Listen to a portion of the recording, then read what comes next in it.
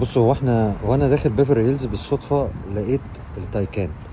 هي تعتبر قريبه جدا من الايترون، وهي يعني ناس كتير قوي امبارح لما انا عملت كنت بتكلم ايه اقرب كاتيجوري قريب للاودي، في ناس كتبت لي التايكان. الهورس باور بتاعها 402 حصان، وفي منها ال 536 هورس باور. هنشوف التورك بتاعها هشوفه لكم دلوقتي حالا.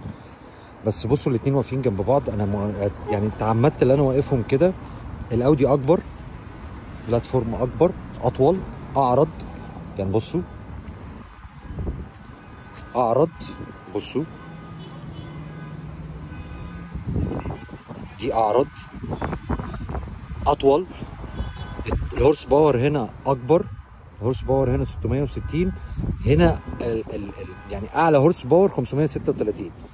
التورك هنا 830. التورك هنا كام؟ التورك هنا 600 وحاجه. 600 وحاجه. برضو عشان ما تقولوش بس اللي انا ايه يعني منحاز لحاجه بعينها. يعني انا جايب لكم العربيتين جنب بعض اهو، بنفس الحز من ورا، يعني الخط من ورا، وبنفس حتى كسرة العجل 650 حتى بنفس كسرة الايه العجل. انتوا بقى ايه يعني؟ انتوا بقى تقولوا رأيكم. تمام.